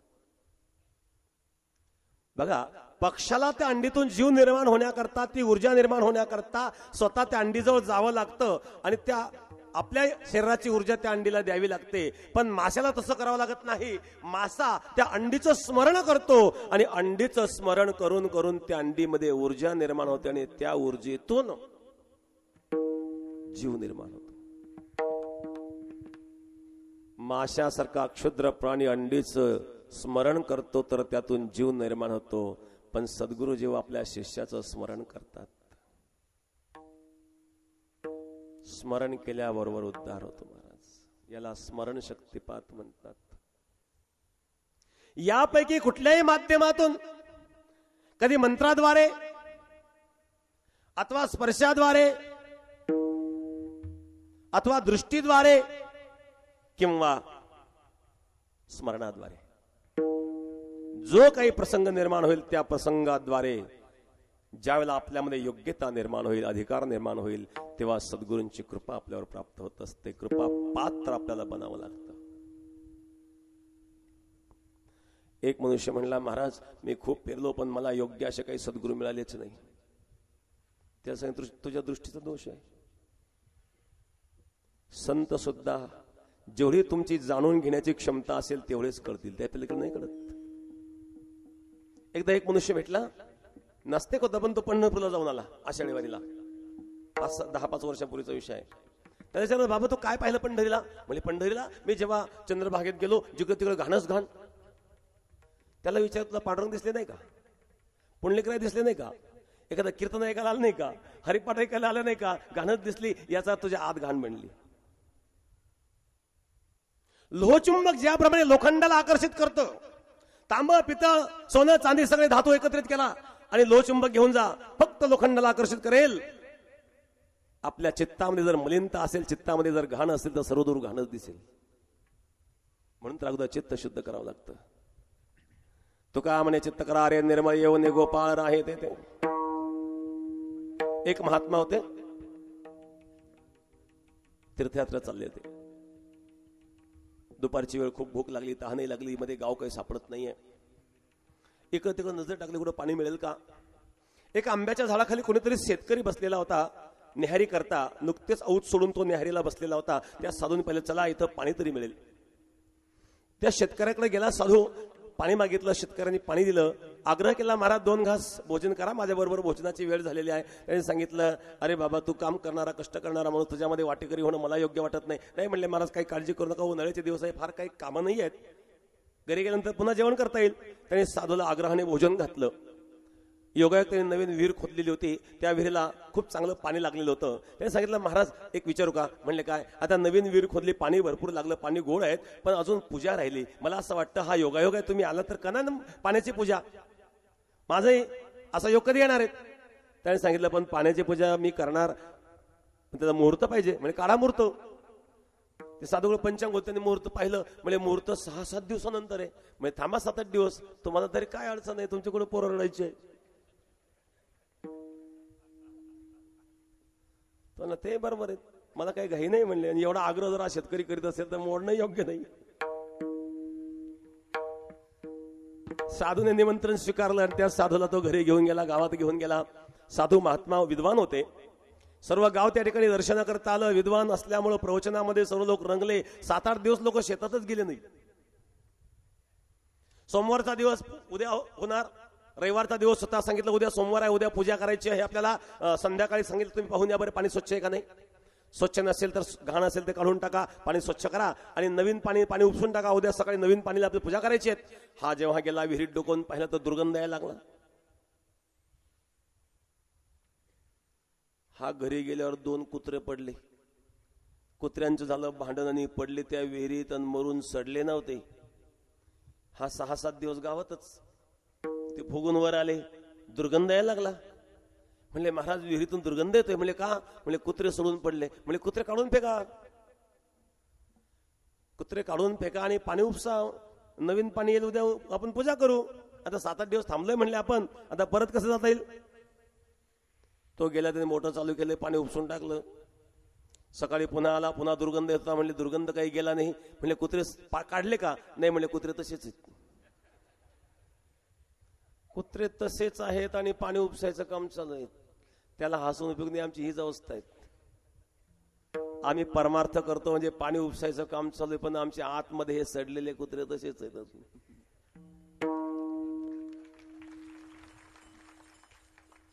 काम क्रोध लोभ घेऊन या संगे, क्रोध लोभ घेऊन या, काम क्रोध लोभ घेऊन या संगे, घेऊन या परमार्थासी निघे तोची मूर्ख, तोची मूर्ख परमार्थासी निघे तोची मूर्ख. काम क्रोध लोभ घेऊन या संगे परमार्थासी निघे तोची मूर्ख. नरकाचे 3 द्वार सांगितले, काम क्रोध तथा लोभ तस्मात एतत्रयम त्यजेत. हे 3 नरकाची द्वार आहे आणि हे 3 सडलेले कुत्रे अंतःकरणामध्ये अजून तसेच आहेत.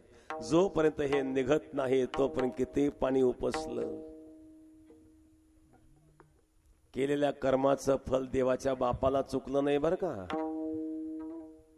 राम राम म्हणत दशरथाने प्राण सोडला, पण दशरथाच्या जवळ राम नव्हता. कर्मे राम वनवासा गेला, कमरी कर्मे दशरथ वियोगे मेला. कर्माचं फल देवाच्या बापाला चुकलं नाही, आपल्याला चुकेल अशी आपण माहिती प्राप्त करू नये कुठून. कोणालाही कर्माचं फल चुकलं नाही. केले कर्म झाले त्याची भोगाले, केले कर्म झाले त्याची भोगाले, केले कर्म झाले त्याची भोगाले, केले कर्म झाले त्याची भोगाले, कर्म झाले त्याची भोगाले, केले कर्म झाले त्याची भोगाले, केले कर्म झाले त्याची भोगाले, केले कर्म झाले त्याची भोगाले. उपजले मेले ऐते किती, उपजले मेले ऐते किती, उपजले ऐते किती, उपजले मेले ऐते किती. केले कर्म झाले तिची भोगागले, उपजले मेले ऐसे किती. आणि म्हणून अंतःकरणामध्ये जोपर्यंत मलिनता आहे तोपर्यंत परमार्थाचा यथार्थ लाभ कसा होईल, सद्गुरूंची कृपाही कशी होईल. नाथ महाराज सांगतात, माझ्या सद्गुरूंनी माझ्यावर कृपा केली. गुरुकृपा निर्मळ भागीरथे शांती क्षमा यमुना सरस्वती सिपदे एकत्र जेथे होती. स्वानुभाव स्थान हे मुक्त स्थिती. अशी स्थिती निर्माण झाल्यानंतर आता कुठलाही संदेह शिल्लक राहत नाही. संदेह शिल्लक नाही राहिला म्हणजे संधीची गरज राहत नाही. ध्रुवपदामध्ये झाली संध्या संध्या माझा गेला, झाली संध्या संध्या माझा गेला, झाली संध्या संध्या माझा गेला, झाली संध्या संध्या माझा गेला, झाली संध्या संध्या माझा गेला, झाली संध्या संध्या माझा गेला, झाली संध्या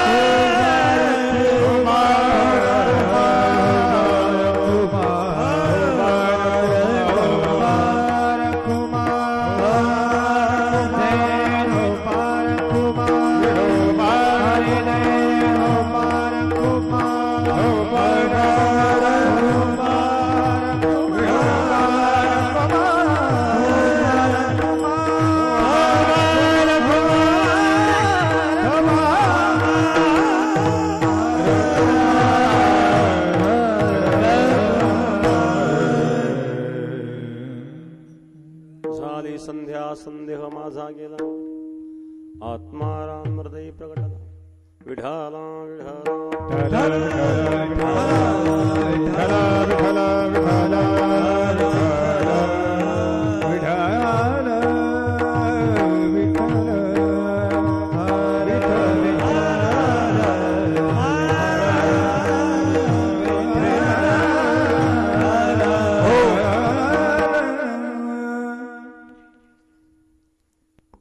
संध्या आणि संदेह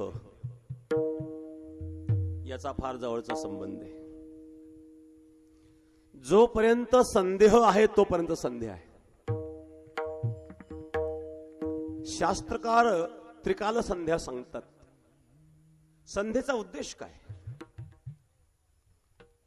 प्रातः संध्या, सायं संध्या आणि मध्यान्ह संध्या.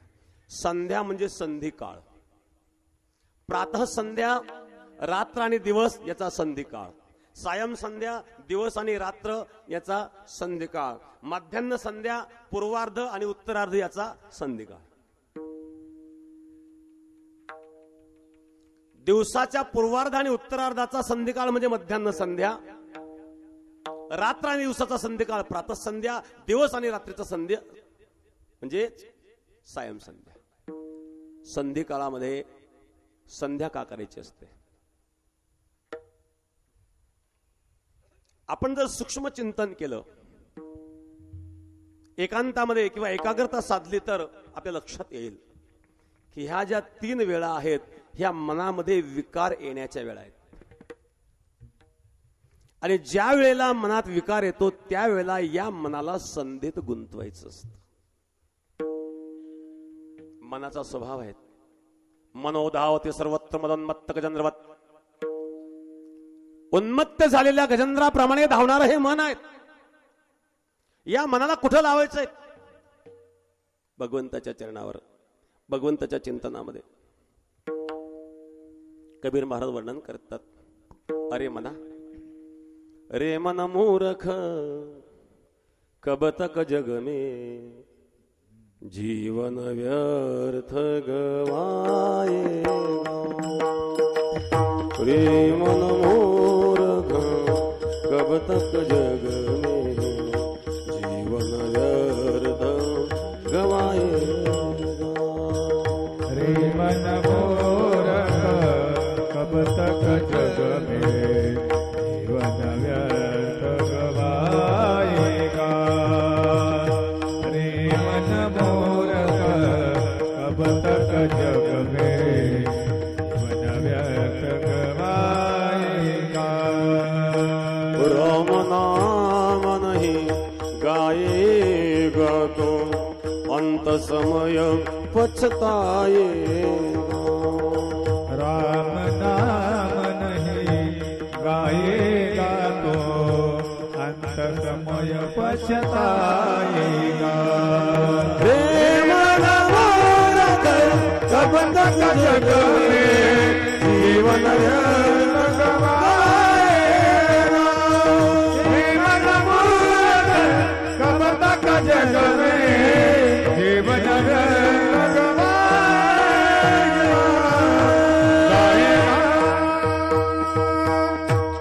अरे मला तुकाराम महाराज सुद्धा सांगतात, नको नको मना गुंतू माया जाळी काळा लाव जाळी ग्रासावया.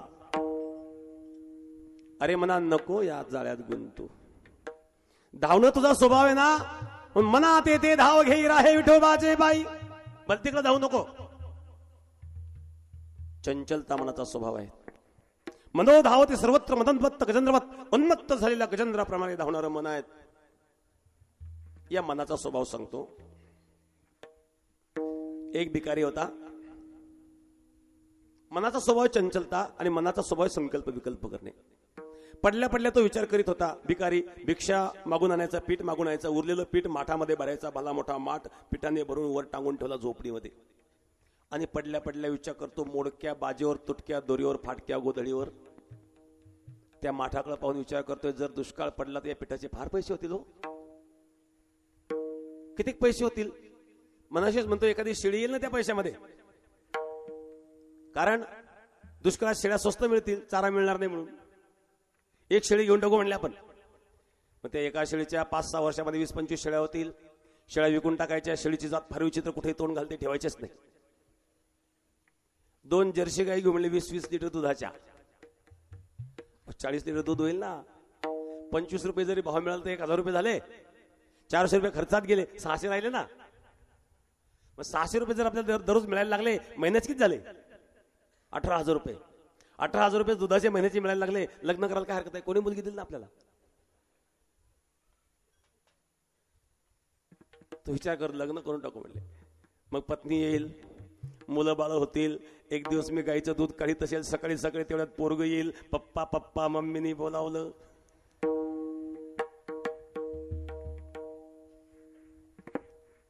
मम्मी. मुलगा जर आई म्हणला, आई नको म्हणून मम्मी म्हण. मम्मी शब्दाचा अर्थ माहिती आहे तुम्हाला? मम्मी सुरक्षित मुर्दा. मुर्दा सुरक्षित ठेवला जातो त्याला मम्मी म्हणतात. आणि डॅडी डेड बॉडी. हाय मुर्दाच आहे, जिवंतपणे मुर्दे बनले ते. हा म्हणला मुलगा म्हणजे पप्पा पप्पा मम्मीनी बोलावलं. मी म्हणजे चल बाजूला होतो, दिसत नाही का मी काम करतोय आता? पोराला ढकलून दे. तेवढ्यात पत्नी घरातून बाहेर येईल. मग आमच्या दोघांचे भांडणं होतील. ती म्हणे लेकरू जवळ काही बिघडलं का? मला राग येईल, तिला अशी लात मारेल. अशी लात मारली मडक्याला सारं पीठच पीठ अंगावर. बघा हा मनाचा स्वभाव. हे मन कधी शांत बसत नाही. अहो झोपेत सुद्धा स्वप्नाच्या रूपाने हिंडत येते. जे मन झोपेत सुद्धा शांत बसू शकत नाही ते शांत बसेल कधी? हे चंचलता मनाची आहे. आणि हे चंचलता नष्ट करण्याकरिता संध्या सांगितली. प्रातः संध्या, मध्यान्ह संध्या, सायं संध्या. संध्याकाळची जी वेळ असते किंवा सकाळची प्रातःकाळची जी वेळ असते त्यावेळेला चंद्र सूर्य कमजोर असतात. बुद्धीचा स्वामी सूर्य आहे आणि मनाचा स्वामी चंद्र आहे. चंद्रमा मन सहजात चक्षु सूर्य अजायत.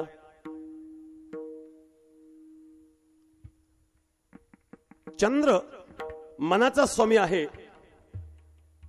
या चंद्राचा प्रत्येक द्रव पदार्थावर परिणाम होत असतो आणि मन हे द्रव मानलेले आहेत. मन हे द्रवरूप मानलेले आहेत आणि द्रव पदार्थावर परिणामकारी चंद्र असतो. समुद्राला भरती ओटी कशामुळे येते? चंद्रामुळे.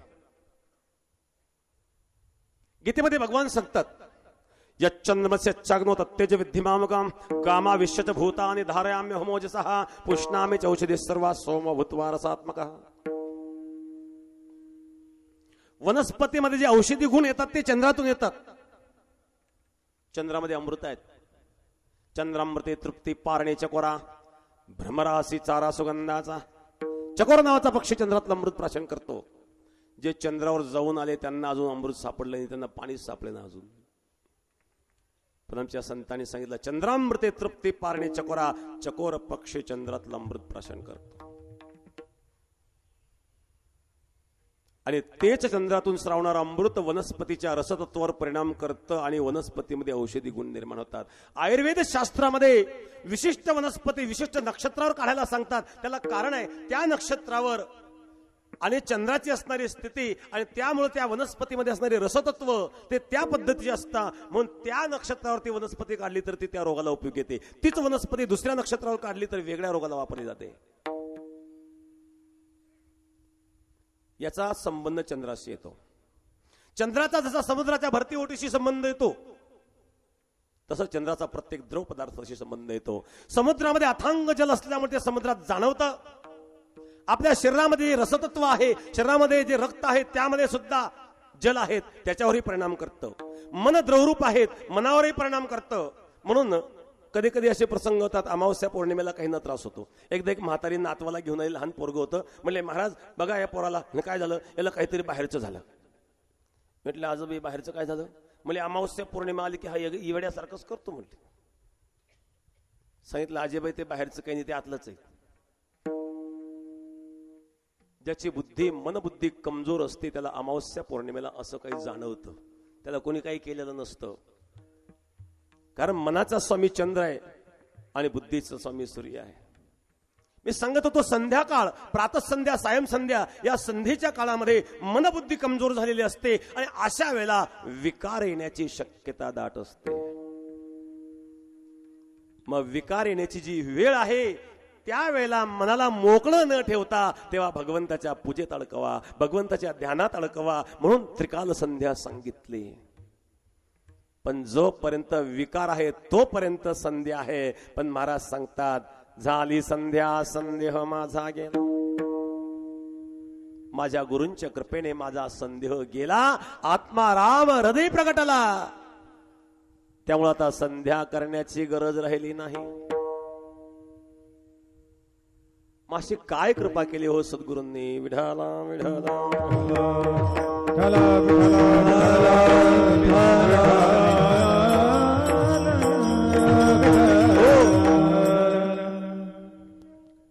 महाराजांनी माझ्यावर कृपा केली, दया केली. महाराजांनी मला आसन दिलं, माझ्या सद्गुरूंनी मला आसन दिलं, माझ्यावर कृपा केली आणि मला विभूती लावली, विभूती चर्चिली.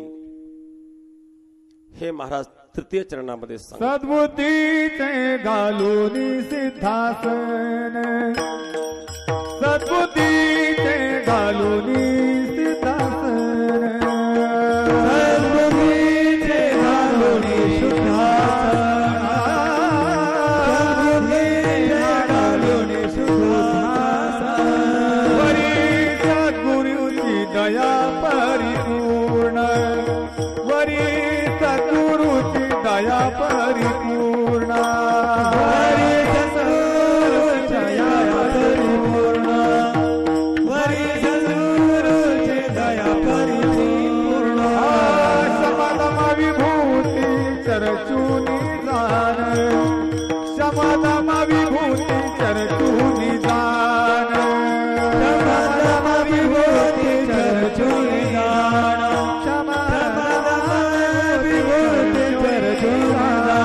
वाते उच्चारी केशव नारायण हो, वाते उच्चारी केशव नारायण. झाली संध्या संध्या माझा गेला, झाली संध्या संध्या माझा गेला.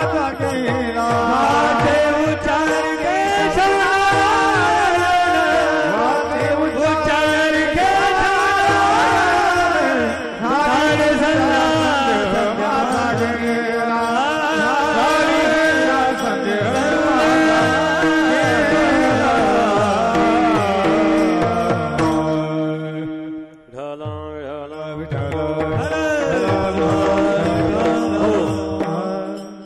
सद्बुद्धीचे घालून शब्दासन, वरी सद्गुरूची दया परिपूर्ण.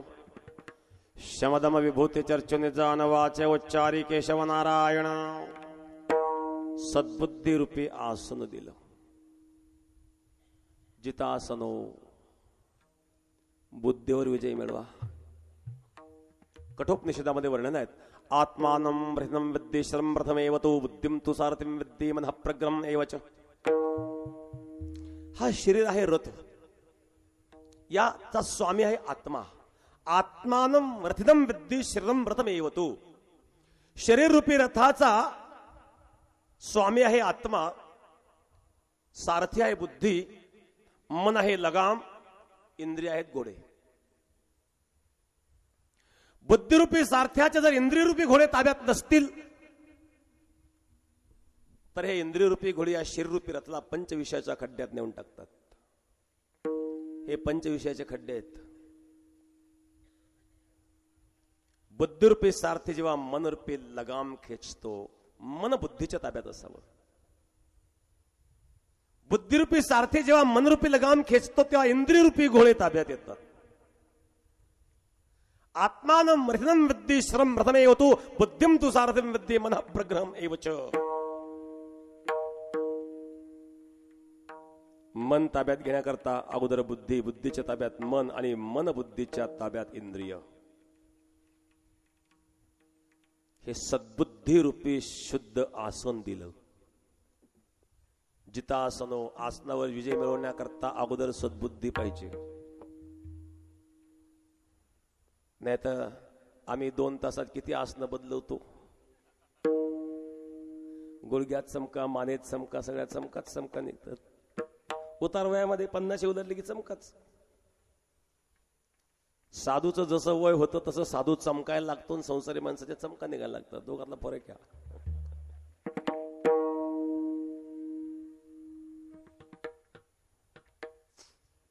शुद्ध आसन. आसन याचा अर्थ फाउंडेशन पक्क पाहिजे. पाया पक्का असेल तर इमारत किती उंच वाढवली तरी चालते. हा सद्बुद्धी रूपी आसन माझ्या सद्गुरूंनी मला दिलं. सद्बुद्धीचे घालून शुद्ध आसन. वरी सद्गुरूची दया परिपूर्ण. शमदम विभूती चर्चूने जाण. शमदम रूपी विभूती माझ्या सद्गुरूंनी मला चर्चिली लावली. शम म्हणजे मनोनिग्रह. दम म्हणजे चक्षुरादी बाह्येंद्रिय निग्रह. मन निग्रह करण्याची क्षमता माझ्या सद्गुरूंनी दिली. एक शुद्ध आसन दिलं. मनाचा निग्रह, मन ताब्यात ठेवण्याची क्षमता दिली. आणि दम म्हणजे इंद्रिय निग्रह, इंद्रियांचा निग्रह करण्याची क्षमता दिली. शमदम विभूती चर्चुनी जाण.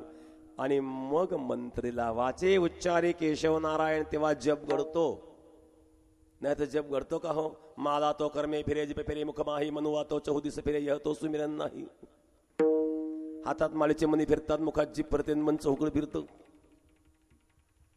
हातामध्ये माळ घेतली, रामकृष्ण हरी रामकृष्ण हरी रामकृष्ण हरी. मुलाला म्हणतो अरे त्या शेजाऱ्याच्या वढेवरचे पेंडे आपल्या वढेवर आणून टाक, रामकृष्ण हरी रामकृष्ण हरी. शेजाऱ्याचा घास कापून आपल्या गायला आणून टाक, म्हणजे रामकृष्ण हरी. असा जप असतो का? यह तो सुमिरन नाही. त्याकरता सद्गुरूंची कृपा असावी लागेल. त्याकरता शुद्ध आसन, त्याकरता मनोनिग्रह, त्याकरता इंद्रिय निग्रह. सद्बुद्धीचे घालून शुद्ध आसनवरी सद्गुरूची दया परिपूर्ण. शमदम विभूती चर्चुनी जाण. वाचे उच्चारी केशव नारायण. आणि मग सांगितला मंत्र. इंद्रियांवर निग्रह केल्यानंतर मंत्राचा जप करावा. मंत्र म्हणजे शब्द नाही आहेत, ते सद्गुरूंच्या मुखातून निघालेला तो मंत्र आहे. आणि अशा प्रकारची स्थिती निर्माण झाल्यानंतर अंतःकरणात बोध प्राप्त होतो. केवळ शब्दज्ञान म्हणजे ज्ञान नाही. आदित्य सर्व शास्त्राने वेदान संघर्ष नारद न जानामी तो सूक्ष्म अंतर्व्यर्तिमनाम. वेदशास्त्राचं किती अध्ययन केलं पण अंतःकरणामध्ये दृढ वैराग्य निर्माण झालं नाही तर वेदशास्त्राचं अध्ययन व्यर्थ ठरतं. त्याकरता सद्गुरूंची कृपाच व्हावी लागते. आपण कृपा पात्र व्हावं लागतं. आंबा परिपक्व झाल्यानंतर पोपटाला निमंत्रण द्यावं लागत नाही, त्याप्रमाणे हृदय शुद्ध झाल्यानंतर सद्गुरूला निमंत्रण द्यावं लागत नाही. सद्गुरू आपोआप कृपा करतात. आणि महाराजांनी सांगितलं अशा प्रकारे जेव्हा बोध निर्माण होतो, बोध निर्माण झाला म्हणजे ममता संपली. आणि ममता गेली, बोध झाल्यानंतर अंतःकरणामध्ये भक्ती प्रगट होत असते. चतुर्थ चरणामध्ये बोध पुत्र निर्माण झाला जेव्हा. बोध पुत्र निर्माण झाला जेव्हा. बोध पुत्र निर्माण झाला जेव्हा. बोध पुत्र निर्माण झाला जेव्हा.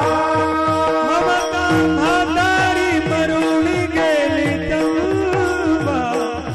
ममता म्हातारी मरून गेली तेव्हा. ममता म्हातारी मरून गेली तेव्हा. ममता म्हातारी मरून गेली तेव्हा. भक्ती बहीण धावणी आली गावात. भक्ती बहीण धावणी आली गावात. भक्ती बहीण धावणी आली गावात. भक्ती बहीण धावणी आली गावात. आता संग्राम करू कैसी केव्हा. आता संग्राम कैसी करू केव्हा. आता संग्राम करू कैसी केव्हा. आता संग्राम करू कैसी केव्हा.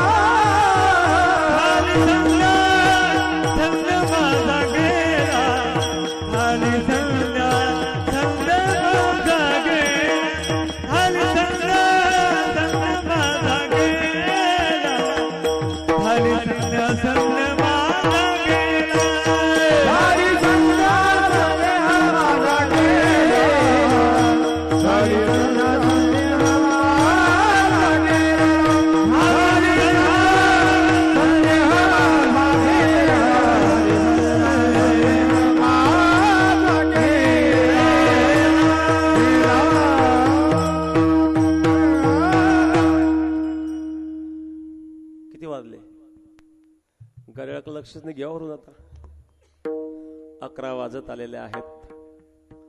2-5 मिनिटांमध्ये आपण सेवा रुकून घेऊ. बोधपुत्र निर्माण झाला जेव्हा ममता म्हातारी मरून गेली तेव्हा. अंतःकरणात बोध निर्माण झाल्यानंतर ममत्व शिल्लक राहत नाही. ही ममता दुःखाला कारण आहेत. ममत्व. माझ एक मनुष्य वर्तमानपत्र वाचित होता. बातमी होती हेडिंगला, बसची ट्रकची धडक झाली, 12 जागेवर ठार, 18 गंभीर जखमी, 15 किरकोळ जखमी. हा वर्तमानपत्राची पानं उचकीत होतात. तेवढ्यात कोणतरी पळत अहो तुम्हाला काही कळलं का? म्हणले काय? बसची ट्रकची धडक झाली. हो आताच पेपरला बातमी वाचली. मग तुम्हाला काही वाटलं नाही का? आता काय वाटणार, दररोज मरतात लोक, आपण काय करणार त्याला? हो बातमी नीट वाचा. 12 जागेवर गेले. मग त्या 12 मध्ये तुमची सासूबाई आहे. 12 जागेवर गेले आणि त्या जागेवर जाणाऱ्या 12 मध्ये सासूबाई आहे. नाव वाचायला लागल्यानंतर सासूचं नाव वाचायला लागला, रडायला मोठ्या मोठ्याने. कसं झालं? मी म्हणलं होतं ना आजच्या दिवस जाऊ नका, ऐकलं नाही ना माझं. मोठ्या मोठ्या रडायला लागला. सासू गेल्यावर रडावंच लागतं. नाही घरामध्ये भांडी आपल्याला सुरुवात.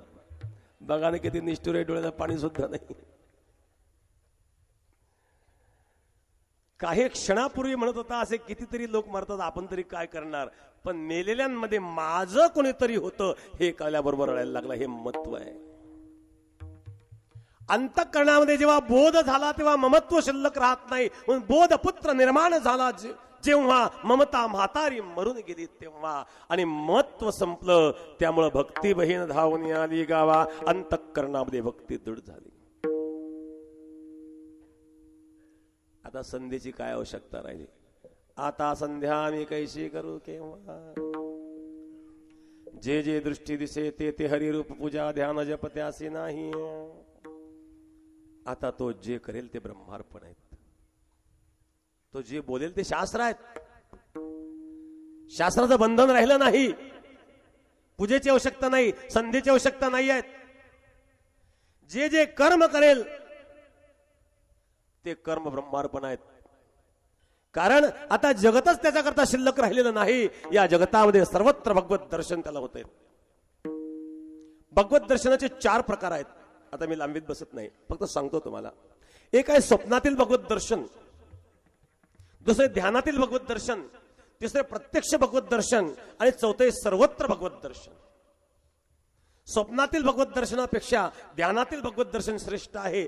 ध्यानातील भगवत दर्शनापेक्षा प्रत्यक्ष भगवत दर्शन श्रेष्ठ आहे. आणि प्रत्यक्ष भगवत दर्शनापेक्षा सर्वत्र भगवत दर्शन श्रेष्ठ आहे. महाराजांनी सांगितलं तर मला जगत दिसत नाही. हे समस्त श्री वासुदेव ऐसा प्रतितिरसाचा ओतला भाव. मनोनि भक्ता माझे राव ज्ञानी तोची. मौली सांगतात समस्त ही श्री वासुदेव ऐसा प्रतिती रसाचा ओतला भाव. अशी ज्याला प्रतिती आलेली आहे. सर्वत्र भगवत दर्शन. मनोनि भक्ता माझे राव ज्ञानी तोची. तोच भक्ताचा राजा आहे, तोच ज्ञानियांचा राजा आहे. महाराज सांगतात आता केलेलं कर्म सहज ब्रह्मार्पण झालं.